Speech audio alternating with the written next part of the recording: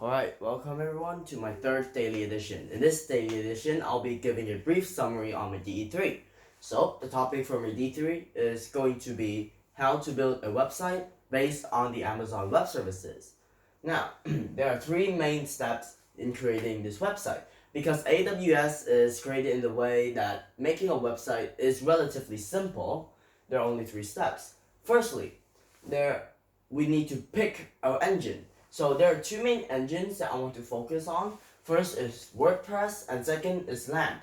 So WordPress is basically an engine, and usually it's really great for portfolios because it presents the information really well and has more of a easier to edit vibe, and it also has the ability to make you easily edit the template. However, you have to do it manually. On the other hand, for LAMP, which is an abbreviation of the engine itself, is better for pre-made templates. Why? Because LAMP focuses on giving you the code first, and after you have the code, you just put your pre-made template of how you want your website to look onto the engine. And with the code, you'll just have a fully built engine and website. So for this, I want to focus more on LAMP. Now, secondly, we have to choose our plan. The standardized plan for the LAMP engine is only from $3.5 to $5 a month, which is relatively very cheap.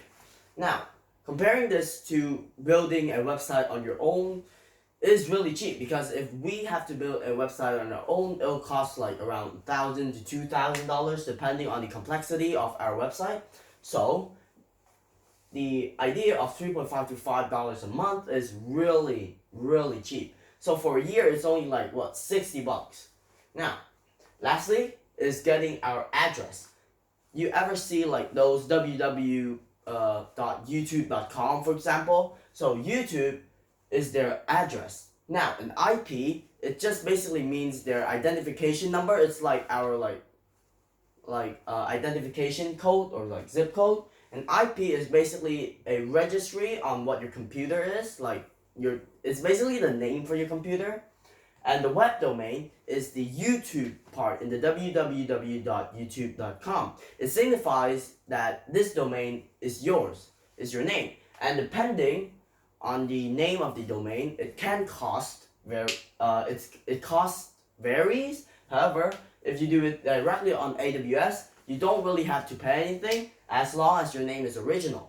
Now, let's say that we create a website without AWS. Firstly, the web domain can be bought anywhere from $50 to a staggering $15,000, which means that it is ultimately, in the short term, better to create my website on the AWS.